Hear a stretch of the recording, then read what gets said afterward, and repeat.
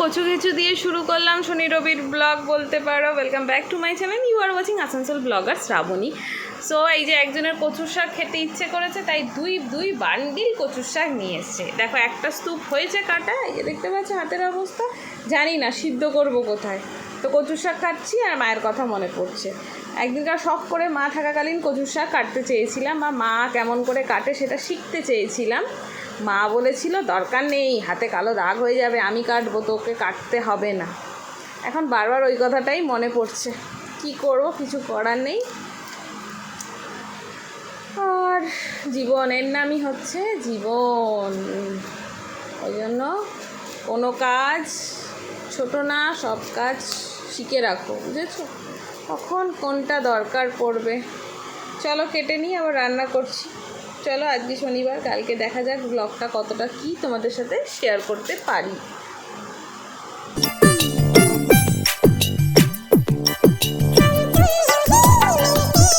Good morning everyone. কালকে তো আর ঝাঁকানাকা করে কোনো ব্লগটাই কন্টিনিউ করতে পারিনি। এই যে দেখো, মানে ব্লগটা আর কন্টিনিউ করতে পারিনি। এই দেখো বাবা, প্রায় 2 কেজি ওজন হবে।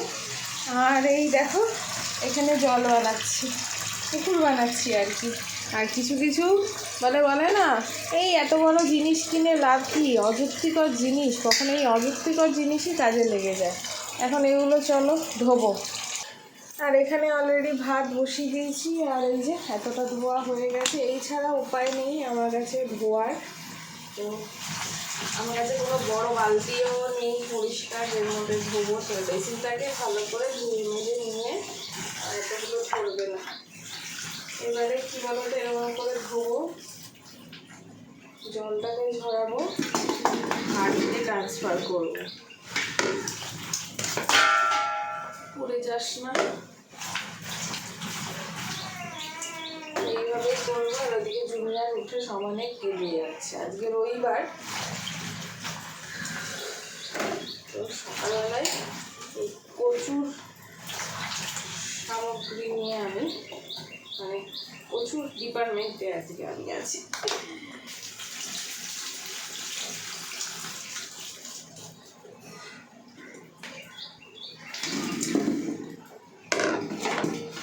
তাতেও পুরো ধরবে কিনা মুশকিল আছে।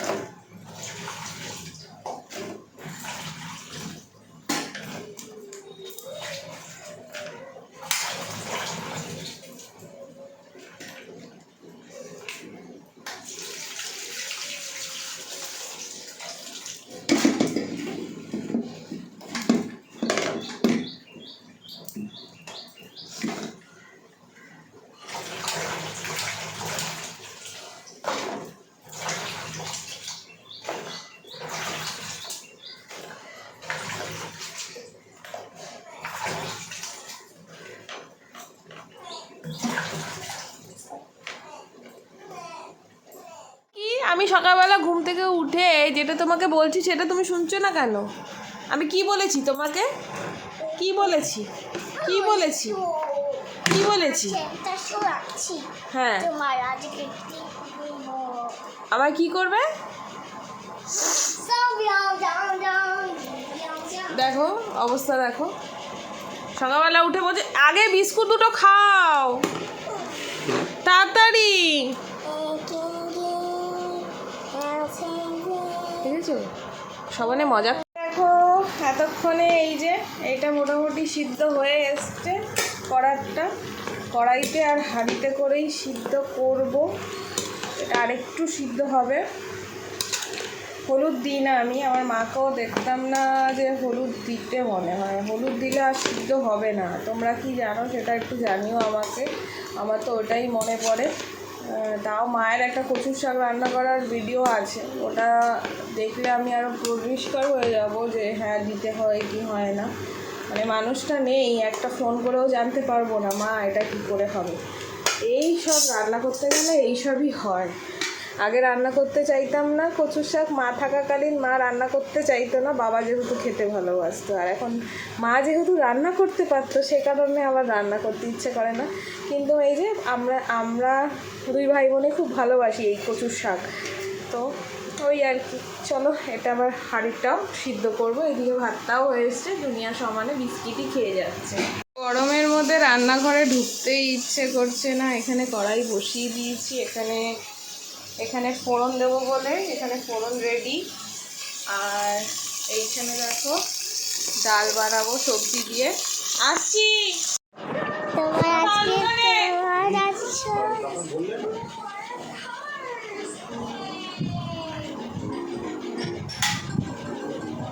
এই যে চাল বারণ, তো ওই জন্য চাল নিয়ে এলো, চালটাকে ঢেলে রাখতে হবে।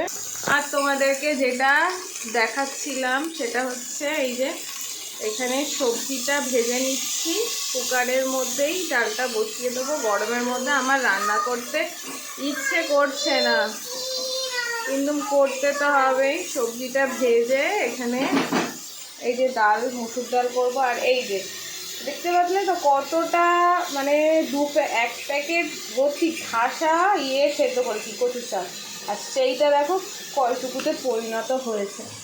এখানে তেলটা গরম হচ্ছে, কচুর শাকে একটু তেল লাগবে, এক্সস্টটা চালাই। আর এখানে চলো ডালটা বসিয়ে দিই। আমার বমি পাচ্ছে মনে হচ্ছে, গরমের মধ্যে বমি পাচ্ছে। আর এই যে ন্যাপথলিনটা কেনা হয়েছে, জুনিয়ার আবার এখানে রেখে গেল, এইটা দেবো সব জামা কাপড়ের ওখানে, চালটাও ঢালবো। এখানে এই দেখো এই অবস্থা। ফোড়নের মামলায় আমরা এক একজন এক এক রকম। আমার মাদার ইন্ডিয়া এই যে তেজপাতা, শুকনো লঙ্কা, তারপরে ধনে, জিরে এসব দিয়েই ফোড়ন দিত, তো আমি ওইটা দিয়েই দিচ্ছি। তেলটা একটু তো বেশি লাগবেই, কাঁচা লঙ্কা দেবো। ও ওইটা দুনিয়ার কিনেছে। এখানে রান্না হচ্ছে প্রায়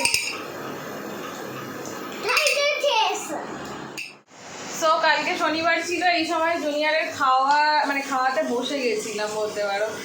আজকে রবিবার, গরম লাগছে, কিছু করতে ইচ্ছে করছে না, মানে এত গরম লাগছে, শরীর খারাপ লাগছে, বমি পাচ্ছে মনে হচ্ছে। কিন্তু এই যে এইখানে ঝাঁকানাকা করে চলছে হচ্ছে কচুর শাক রান্না, ঠিক আছে?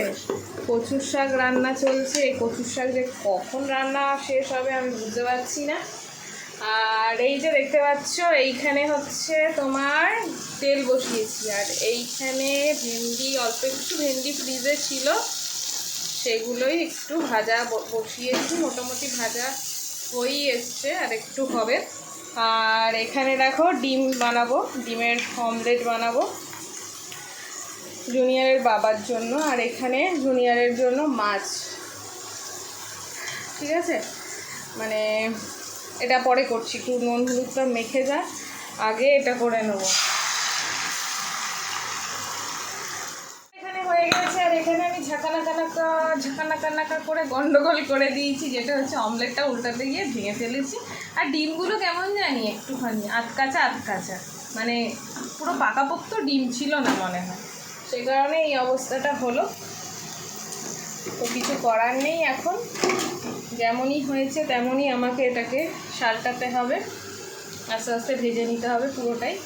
আর এইদিকে দেখো তেল বসিয়েছি, মাছটা বসাবো। তার জন্য ভাবছিলাম যে এই সাইডটায় মাছটা বানাবো না, কারণ কড়াইটা কেমন হয়ে গেছে না, মাছটা আটকে যাবে। তাড়াহুড়ো লেগে গেছে, এখন সবারই খিদে পাওয়ার সময়, তো সে কারণে চলো যেমন হবে তেমনই করে ফেলি। আর এটাই আজকে আমার অনেক সময় খেয়ে নেবে। এসব রান্না করা হচ্ছে ব্যাপক ব্যাপার। আর এই যে বসলাম এখন খেতে, আরও কাজ বাকি আছে, খেয়ে নিয়ে বাকি কাজ করব।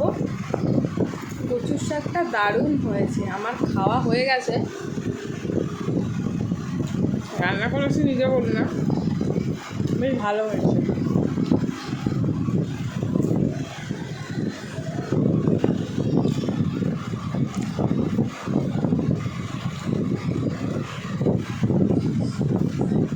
বলবো একা একা তুমি যাও, ওকে গিয়ে সেলুনে গিয়ে কাটিয়ে নিয়ে আসো, কারণ আমার রান্নার সময় ওকে আমি নিয়ে যাব, কখন নিয়ে যাবে না। গেল রোববার এই করে উল্টোপাল্টা চুল কাটা হয়েছে, সে কারণে এখন আমি বসেছি সব কাজ সেরে ওকে নিয়ে। কিচ্ছু করার নেই, আমি এখন এর চুল উড়িয়ে দেবো।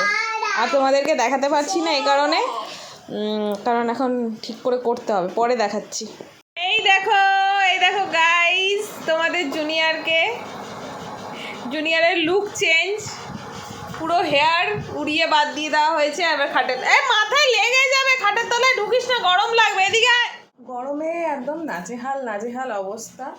আজকে প্রচুর মানে স্নান করেছি, মনে হয় 4-5 বেজে 4:30 বেজে গেছে স্নান করতে করতে।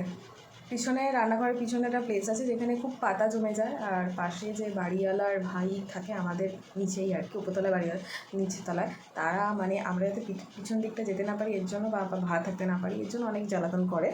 তো সে কারণে অনেক কিছু করে। তো যাই হোক, ওই পিছনটায় একদম এত পাতা পাতা হয়ে গেছে না, আসলে পোকা মাকড় সব রান্নাঘর দিয়ে চলে আসে। সেইটাকে ঠিক করে একটু সাফসুতরা করলাম, সাফসুতরা করে স্নান ধান করলাম, তারপরে আরে বাথরুম ক্লিন আপ করলাম, তারপরে জুনিয়রের হেয়ারটাকে কাটিং করলাম, দিয়ে তারপরে নিজে একদম ক্লান্ত হয়ে গেছি। জুনিয়র পড়তে বসতে চাইছিল, আমার আর এনার্জি ছিল না, বই খাতা ছড়িয়ে টড়িয়ে চলে গেছে উনি ওনার এসির হাওয়া খেতে চলে গেছে। এবার বুঝে নাও কোথায় এসির হাওয়া খেতে গেছে। আর আমি এখন চুলটা আঁচড়াচ্ছি, এরপরে অনেক কাজ রয়েছে, জামা কাপড় মেলতে হবে।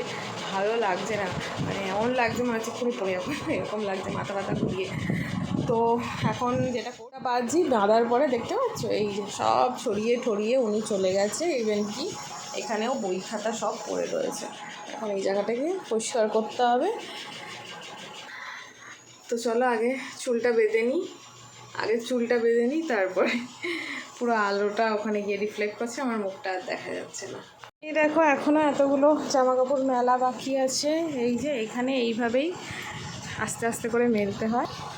আর একদম ঘেমে নিয়েছি একাকার, এই জামা কাপড়গুলো মেলা ছিল, এগুলো তুললাম, এখন এগুলো মেলতে হবে।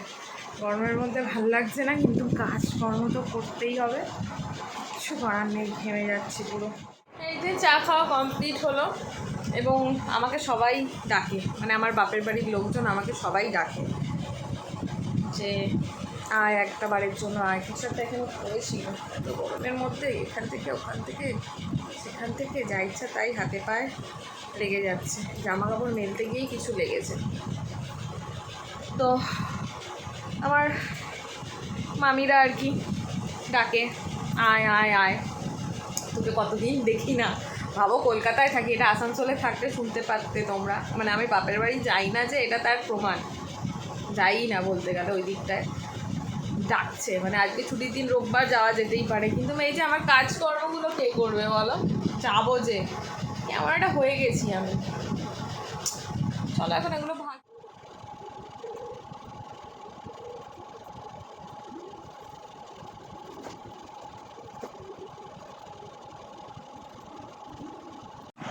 অত্যাচার কত রকমের হতে পারে। আমাকে দেখতে কেমন লাগছে তোমরা কি কিছু বুঝতে পারছো? এখানে আমি আলু কাটতে বসেছি, আর উনি আমাকে এসে এটা পরে দিচ্ছে, আর আমার মাথায় কপালে দেখেছো, দেখো গরমে অবস্থা দেখো। এটা নিয়ে যা তোরটা, আমার কাজ করতে দে, এরকমভাবে জ্বালায় সারাটা দিন রাত আমাকে জ্বালাবে, আর ভালো লাগে না আমার। আমি কোনদিন বাড়ি ঠাড়ি ছেড়ে চলে যাবো, একদম ভালো লাগে না। বাপ আর ছেলের জ্বালাতনে আমি বাড়ি ছেড়ে পালাবো, দুজনে মিলে আমাকে এত জ্বালায়, আমি সত্যি বাড়ি ছেড়ে চলে যাবো। জানো তো এখনও আমার কত কাজ বাকি আছে গাইস, তোমরা জানো না। ঝাঁকানাকা করে আমাকে এখন বাসন মাজতে হবে, সবজি টবজি কেটে রাখলে সুবিধা হয়, নাহলে ওই ভোর 6টার সময় উঠতে হয়। আমি আর পারি না, আর ভালো লাগে না আমার আর ব্লগটাও কন্টিনিউ, মানে স্ট্যান্ডম্যান নিতেও ভুলে যাই, আর স্ট্যান্ড নেবো কি, আরেকজন উল্টে ফেলে দেবে।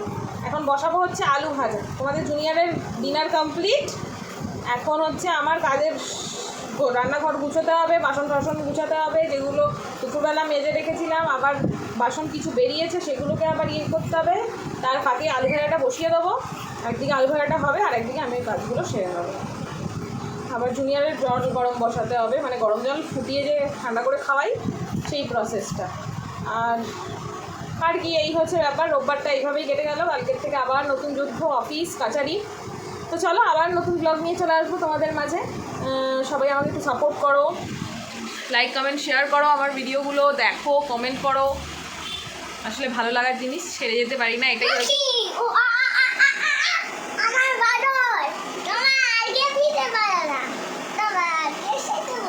একটু গাইসকে গুড নাইট বলে দাও, বলো সি ইউ টুমরো। দেখছো তো অবস্থা, টাটা।